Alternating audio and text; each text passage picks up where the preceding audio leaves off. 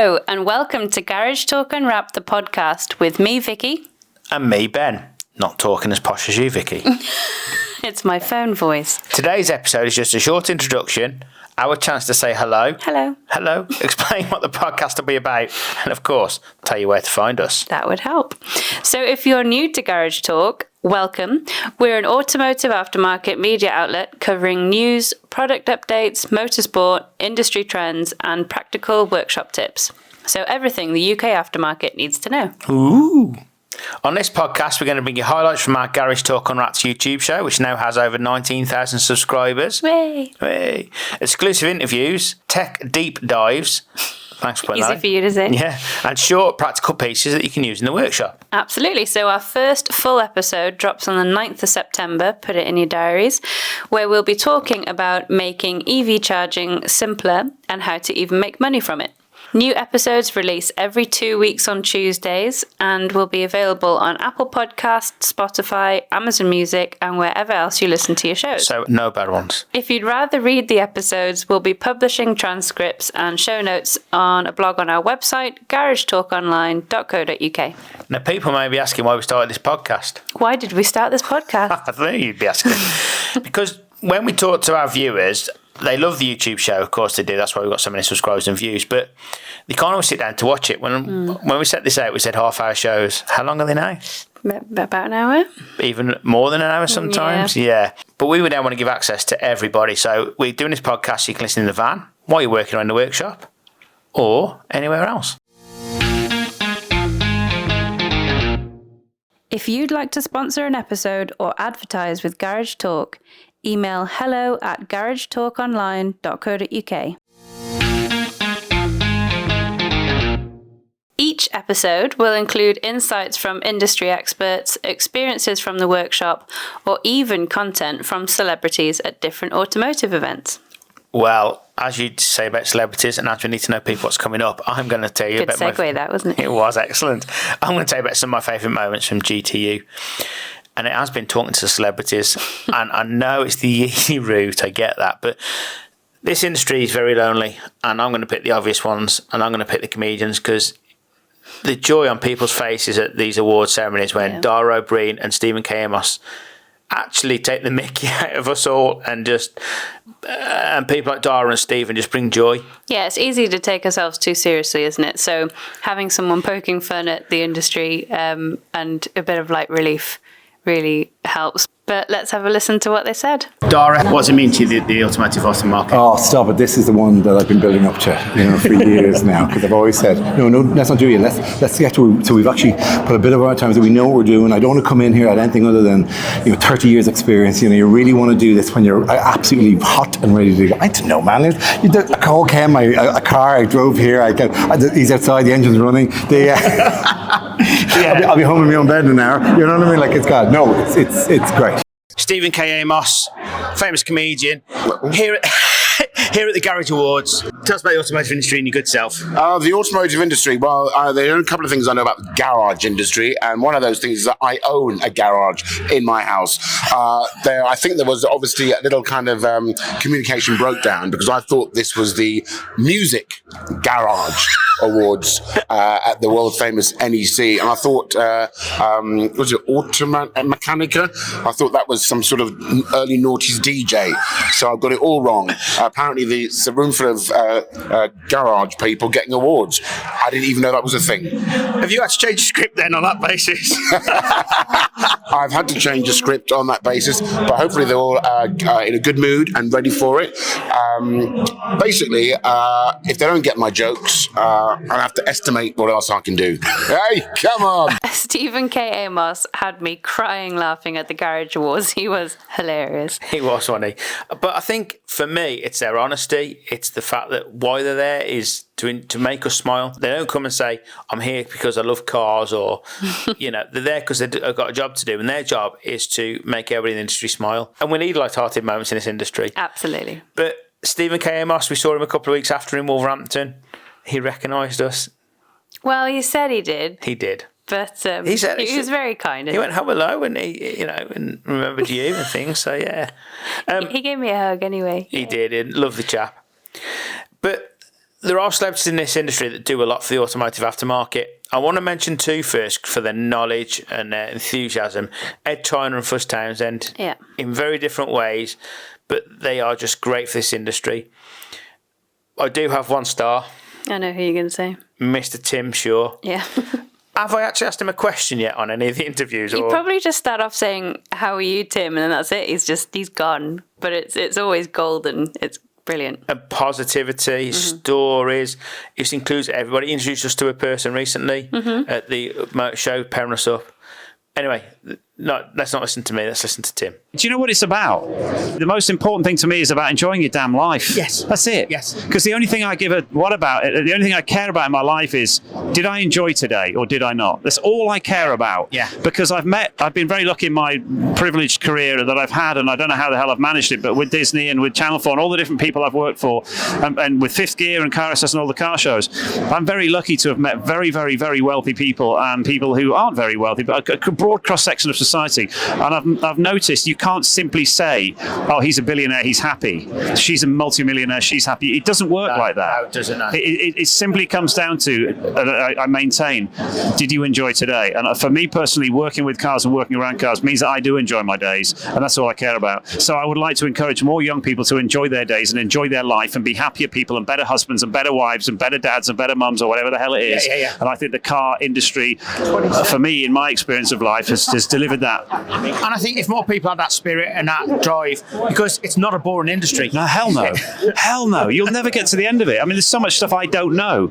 And I know you're still pleased that he recognised you at Automechanica. That's the real story here, isn't it? Yeah. The real story for me is that he says the industry isn't boring, but the fact he recognised me at Automechanica did make it special, because we just stood there and I heard a hello, Ben, looked around, and the only person walking past is Tim Shaw, and you're thinking, no, he's not recognised me. Anyway, we then went to interview him on the DeWalt stand, and he interviewed me in the end, didn't he, remember? Yeah. But he knew he'd seen us at the British Motor Show the year before. I was going to say that is where he recognised us from. It's not because he's an avid fan. I mean, I'm sure he does watch Garage Talk, but... Yeah, but I mean, even at the Motor Show last year, we filmed him interviewing Vicky Butler-Henderson, and at the end we went up and said, is that okay to use? And he came and said, yeah, was it all right? I know. Tim, you work for Channel 4 and Disney, not us. Like, we're going to say, no, it wasn't good. You need to improve, Tim. Yeah, top man. He's brilliant. I honestly thought you were going to say one of your favourite moments was interviewing Neil Grant, managing director of Hella, where when you concluded the interview, you just got a massive round of applause from everyone. Well, firstly, Neil is an absolutely wonderful bloke and has helped us a lot with this. You're not getting a round of applause now. But the reason why I didn't go with that is because the round of applause has never been heard. It's only known by the people in the room. But so, yeah, I didn't put it as a favourite moment because it is a favourite moment, but it's not. But I made you take it out. Not only did you make me take it out, you've cut it and thrown it on the cutting room floor. It's gone forever. Never to be heard again. Vicky. Yes? They're my favourite things. What's your favourite things? So when I was thinking about my favourite bits from Garage Talk, the first thing that came to my mind was your interview with Janet Kamara, who was an intern at LKQ. And you spoke to her back in February. But she just blew us away with her answer when you asked her what she'd learned from working in the industry and left you speechless, which, she deserves a medal for it. It's not easy. I've been trying for years. But here's what Janet had to say.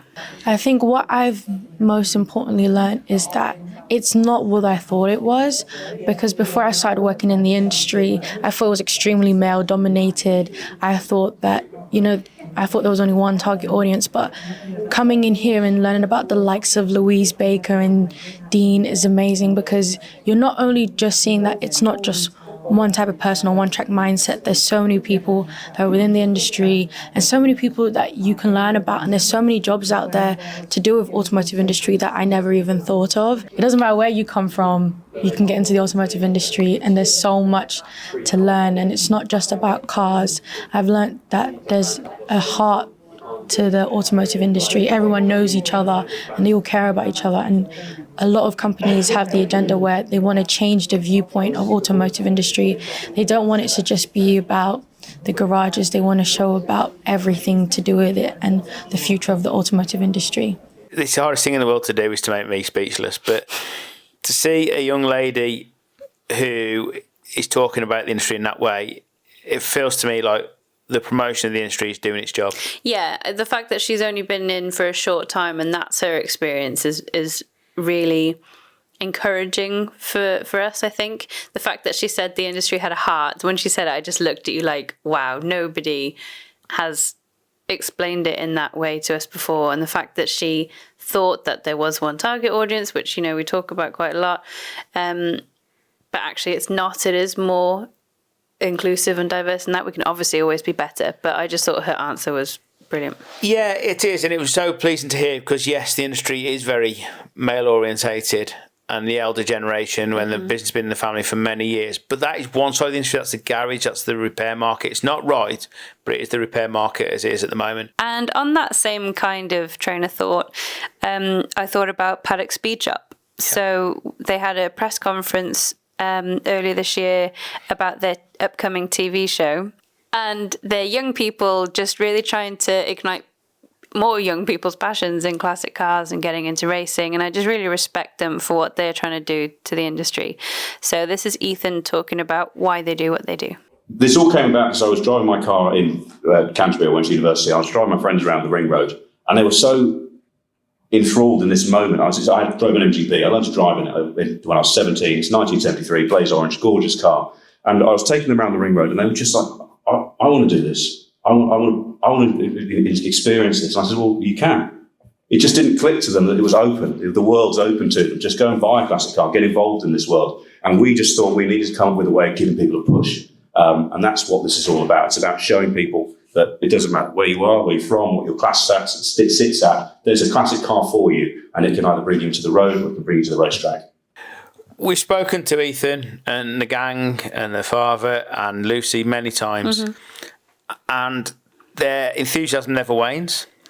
They are honest about what they do. Yeah. And we've watched The Smallest Cog and we saw how difficult that was for people to keep a car on the track in motor racing. They did a full season. They're an incredible group of people. Yes, and listening to it back, I didn't actually mean to kind of double down on the whole, it doesn't matter where you're from or who you are, you can join the automotive industry. But it is true. So kind of happy mistake, that little trend there. Excellent. Ben is a charity for anyone who works or has ever worked in the automotive industry and their families. We're here to listen and support you through life's toughest challenges. Call our free confidential helpline on 08081 311 333 or visit ben.org.uk for online support with your health and wellbeing. And of course, we want to hear from you, our listeners. We'll let you know of upcoming guests we'll have on and give you the chance to ask them questions. Or if you have any suggestions of what you want covered in the podcast, drop us an email to hello@garagetalkonline.co.uk or contact us on social media. We're on LinkedIn, Facebook, Instagram, YouTube, and TikTok. Is there anything else? No, please no more. Just search for Garage Talk Online. And don't forget, follow Garage Talk Unwrapped, the podcast, on your favourite podcast app and switch on notifications so you never miss an episode. I reckon that's all for now. Yeah. Well done, Ben. Thank you. Episode 1, out on September the 9th. EV charging made simple. Ooh, that sounds good. And I know what's in it. We'll see you then. Bye. Bye.